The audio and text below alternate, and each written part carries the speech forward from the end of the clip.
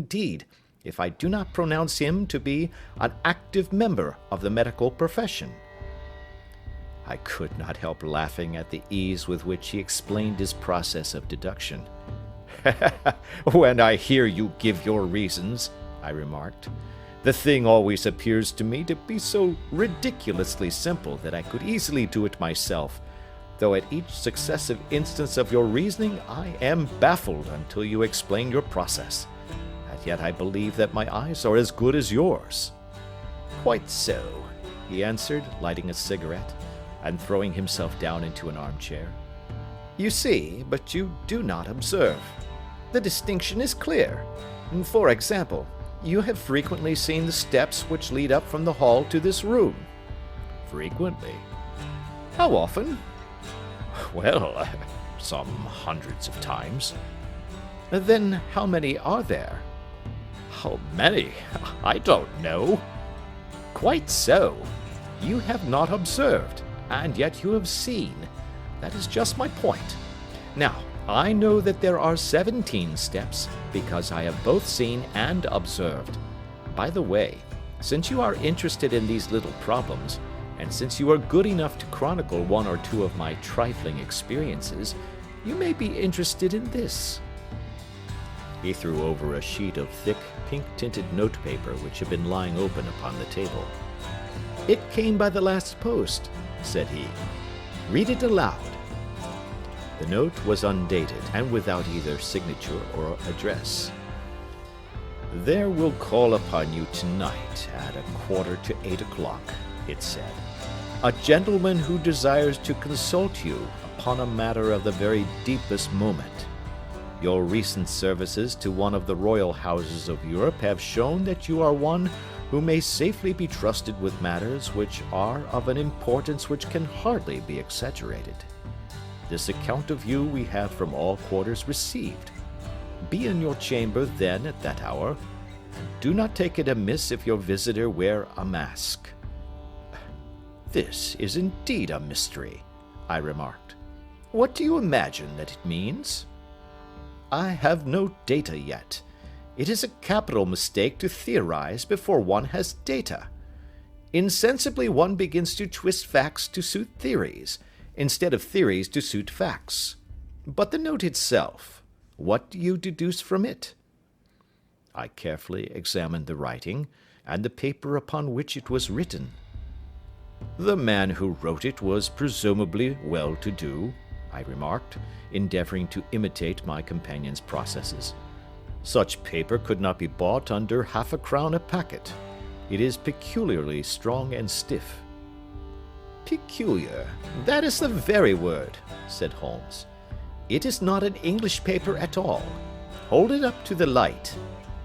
I did so, and saw a large E with a small g, a capital P, and a large capital G with a small t woven into the texture of the paper. "What do you make of that?" asked Holmes. "The name of the maker, no doubt, or his monogram, rather." "Not at all. The G with a small t stands for Gesellschaft, which is German for company. It is a customary contraction like our CO for company. P, of course, stands for Papier. Now for the EG. Let us glance at our Continental Gazetteer." He took down a heavy brown volume from his shelves. Iglonitz, here we are, Egria. It is in a German-speaking country, in Bohemia, not far from Carlsbad. Remarkable as being the scene of the death of Wallenstein, and for its numerous glass factories and paper mills. Ha ha, my boy, what do you make of that?" His eyes sparkled, and he sent up a great blue triumphant cloud from his cigarette. "The paper was made in Bohemia," I said. "Precisely, and the man who wrote the note is a German. Do you note the peculiar construction of the sentence? This account of you we have from all quarters received? A Frenchman or Russian could not have written that. It is the German who is so uncourteous to his verbs. It only remains, therefore, to discover what is wanted by this German who writes upon Bohemian paper, and prefers wearing a mask to showing his face. And here he comes, if I am not mistaken, to resolve all our doubts." As he spoke, there was a sharp sound of horses' hoofs and grating wheels against the curb, followed by a sharp pull at the bell. Holmes whistled. "A pair, by the sound," said he.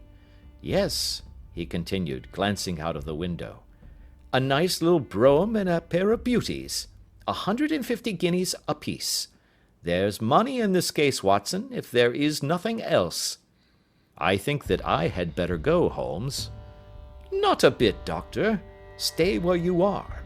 I am lost without my Boswell, and this promises to be interesting. It would be a pity to miss it." "But your client—" "Never mind him. I may want your help, and so may he. Here he comes. Sit down in that armchair, Doctor, and give us your best attention." A slow and heavy step, which had been heard upon the stairs and in the passage, paused immediately outside the door. Then there was a loud and authoritative tap. "Come in," said Holmes. A man entered who could hardly have been less than 6 feet 6 inches in height, with a chest and limbs of a Hercules.